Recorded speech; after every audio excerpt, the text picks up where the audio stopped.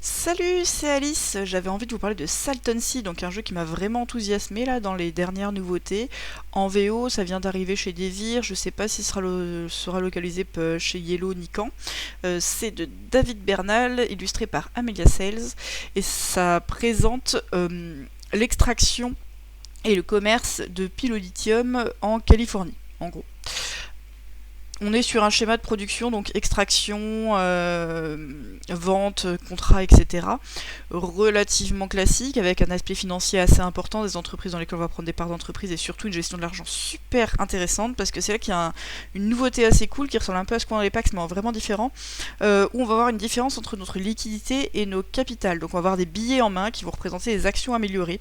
Et quand on a besoin d'argent, on peut dépenser ces billets, donc on choisit quelle action on dépense, mais on peut aussi les utiliser, donc les poser sur la table, comme c'est fait là, pour faire des actions améliorées, qui en général vont avoir des réductions, en gros, et à la fin, dans ce cas, ils vont nous revenir en main. Donc c'est plus rentable de les utiliser plusieurs fois, mais dans ce cas, ça nous bloque, point de vue de liquidité qu'on a pour dépenser, pour pouvoir faire effectivement nos actions.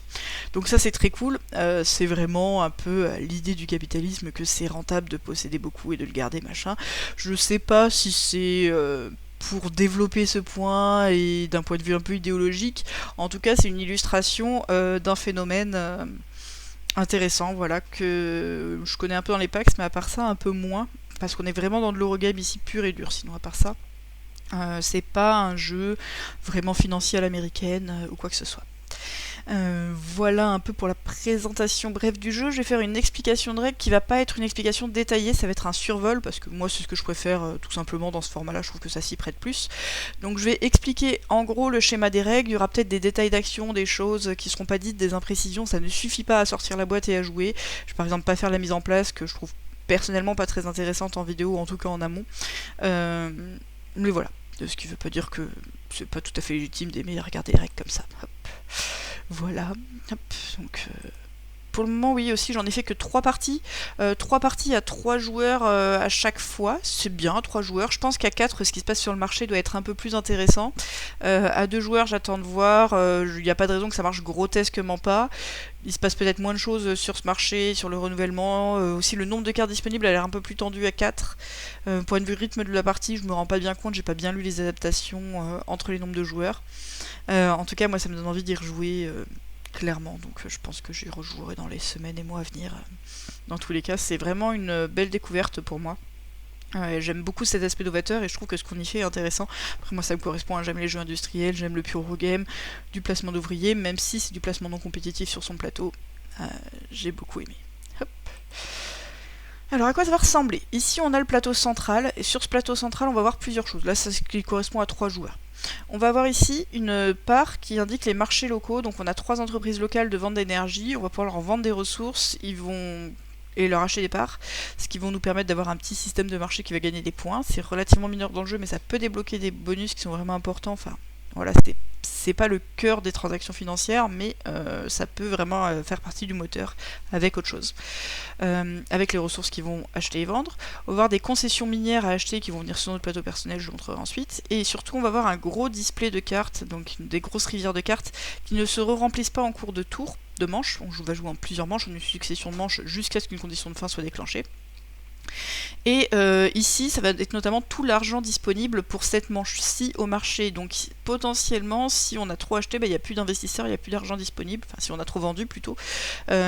Tout ça, c'est limité dans le temps. Après, dès que quelqu'un redépense, ça réinjecte de l'argent sur le marché, il va se repasser les choses. Et des contrats et des cartes de science au-dessus.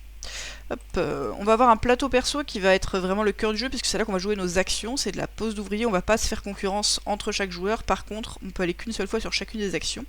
Chaque action c'est une zone hachurée quelque part, donc un carré comme ça hachuré, on voit peut-être mal les hachures là, mais voilà, c'est une action.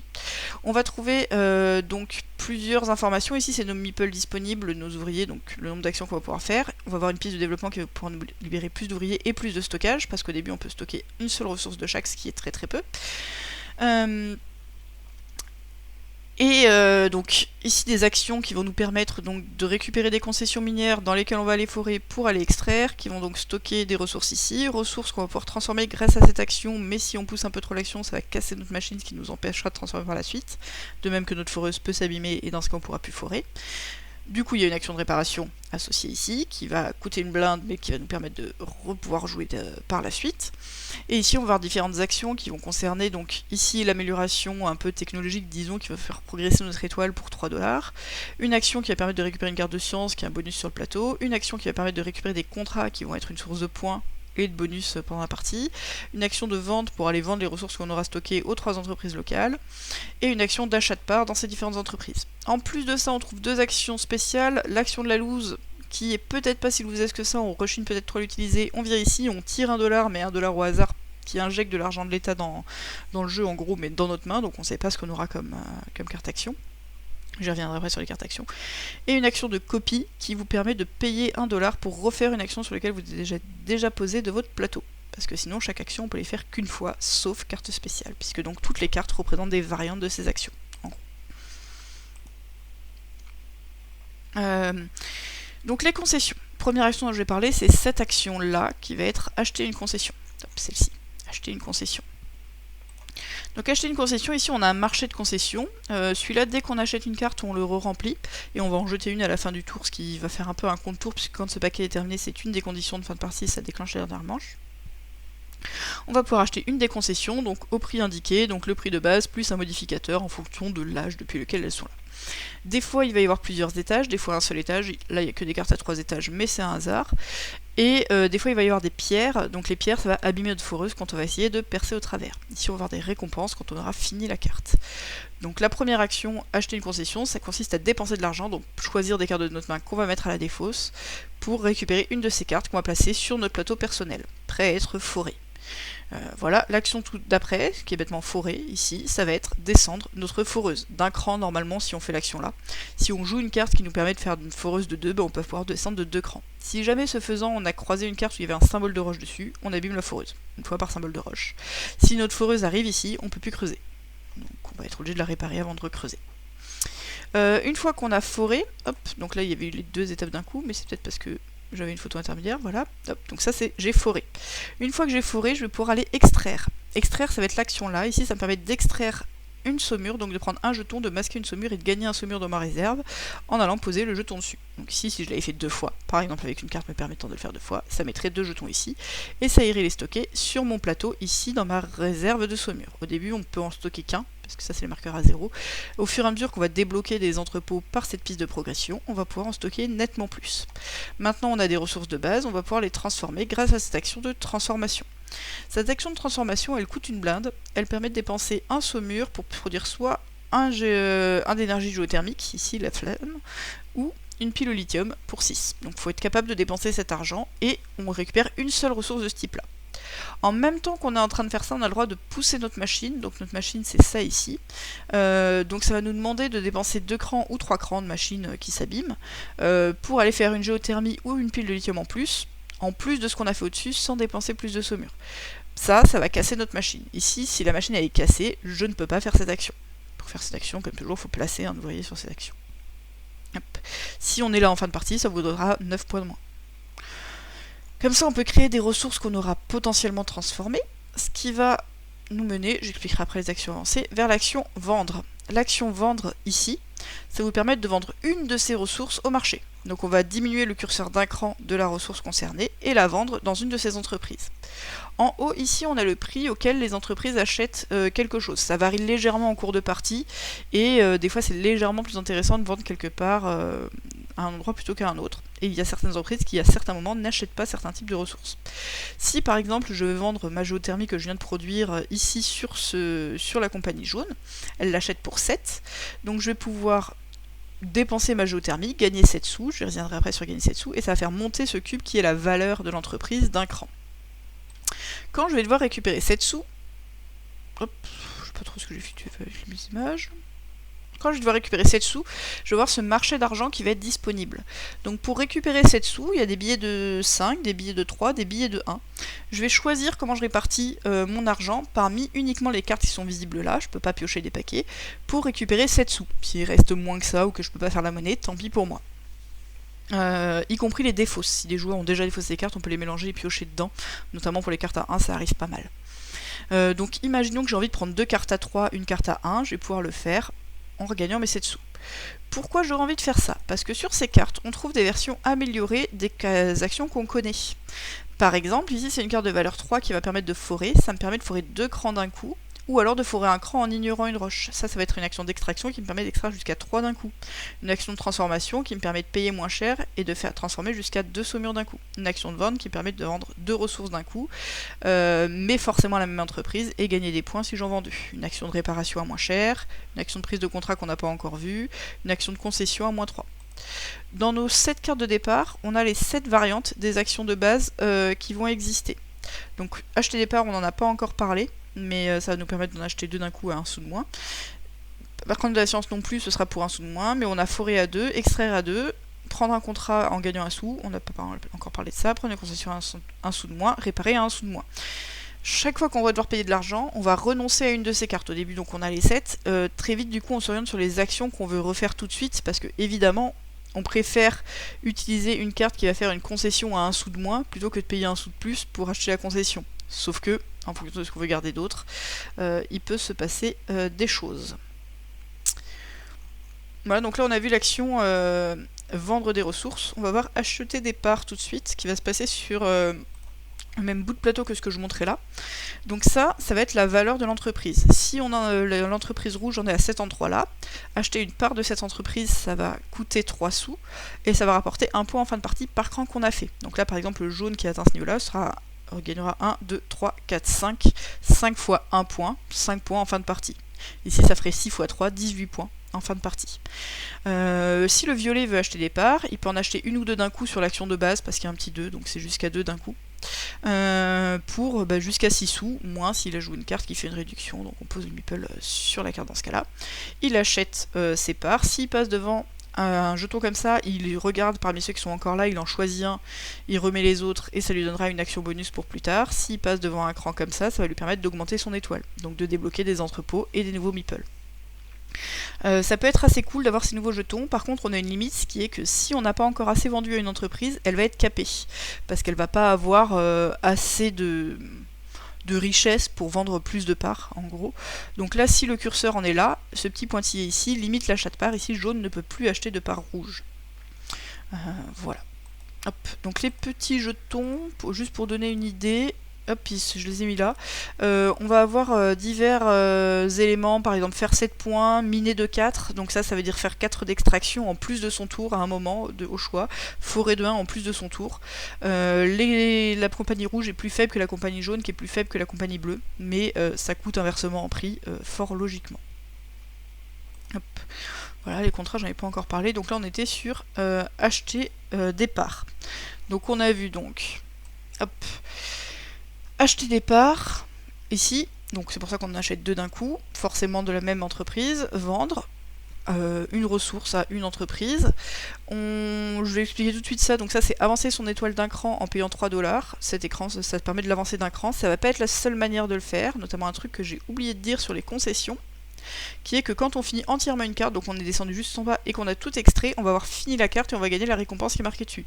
Ici ça va être 3 points, mais des fois on va avoir des récompenses qui vont être aussi en avancée scientifique là. Donc ça va nous permettre de faire une avancée de développement de l'entreprise, parce qu'il y a le symbole l'étoile avance, ce qui va quand même pas mal nous débloquer des ouvriers, tout ça, sauf que ça coûte cher et on aimerait bien tout faire d'un coup. Hop. Voilà. J'ai perdu où j'en étais. Je crois que j'en étais par là à expliquer ces actions-là.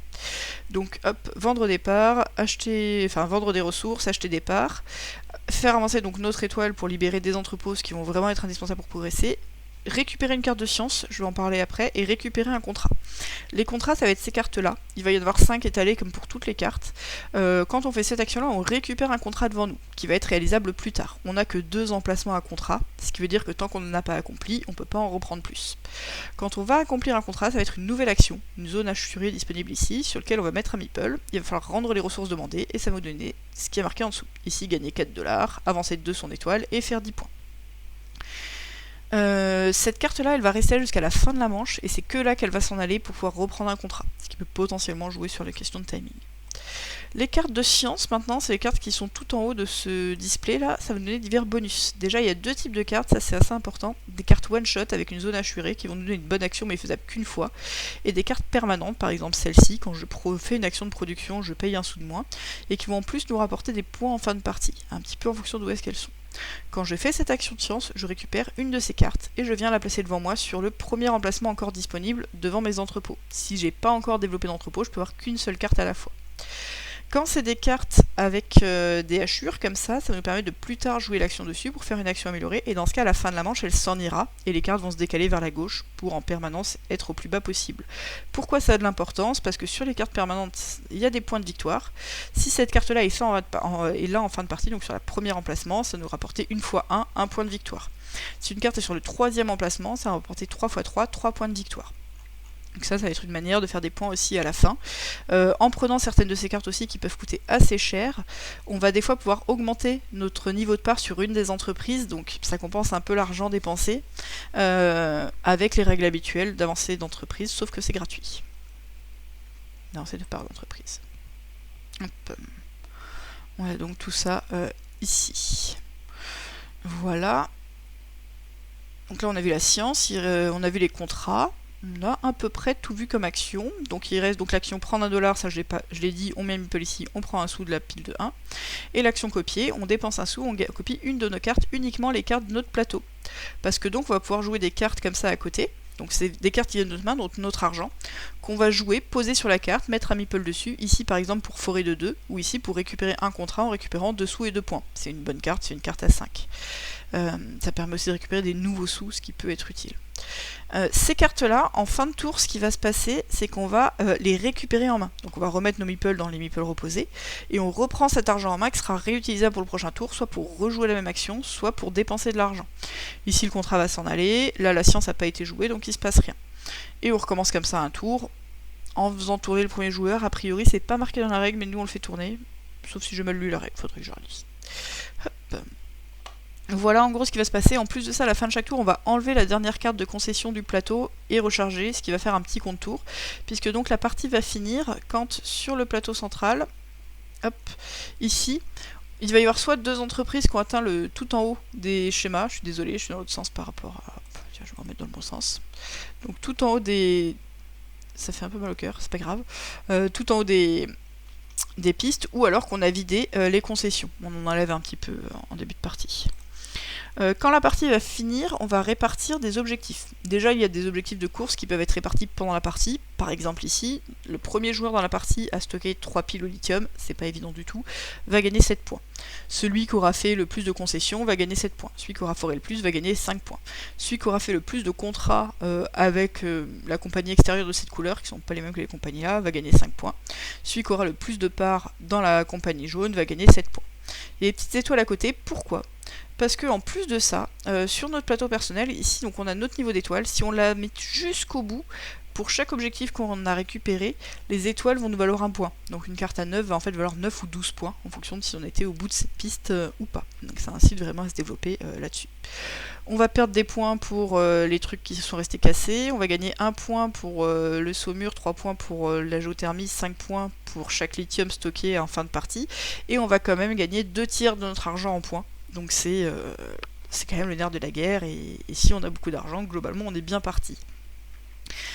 Voilà en gros pour les actions de ce jeu, donc le déroulé est assez logique, par contre tout ce qui s'y passe est mignon, et moi c'est un des trucs que j'aime vraiment beaucoup, c'est que chaque choix est vraiment énormément un renoncement. Chaque fois qu'on dépense de l'argent, on se demande quel argent on veut dépenser, chaque fois qu'on récupère de l'argent, on se demande quelle action on veut récupérer. Ça fait toujours mal au cœur de devoir payer quelque chose, il n'y a pas un moment où on paye, on s'en soucie pas, des fois on a planifié avant, donc voilà, mais quand même, on a toujours envie de faire plus. C'est clairement de la pose d'ouvrier, on peut débloquer plus d'ouvriers c'est fort, mais en général faire ça en début de partie, récupérer des trucs qui permettent de faire progresser son étoile, ça va être au détriment de faire de l'argent qui va vachement plus nous bloquer pour nous développer plus tard en espérant avoir un plus gros potentiel quand même. Donc cet équilibre est vraiment mignon entre tout ça. J'ai pas encore joué, je sais pas à quel point les tout débuts de partie sont vraiment très variés, ou est-ce qu'on joue toujours un peu les mêmes premiers coups pour débloquer de l'argent ou des meeples, des choses comme ça, c'est à voir. Là sur les premières parties, il y a des côtés frustrants très plaisant qui est ah non, je vais quand même pas faire ça comme ça parce que c'est un peu nul, je vais essayer de le faire autrement pour réussir à débloquer plus. Ah, en fait, je m'en sors pas, j'ai pas assez d'argent, ok, je vais quand même faire le truc nul au bout d'un ou deux coups plus tard. C'est assez plaisant. Il y a pas mal d'objectifs différents qui ont l'air de pouvoir faire varier les parties.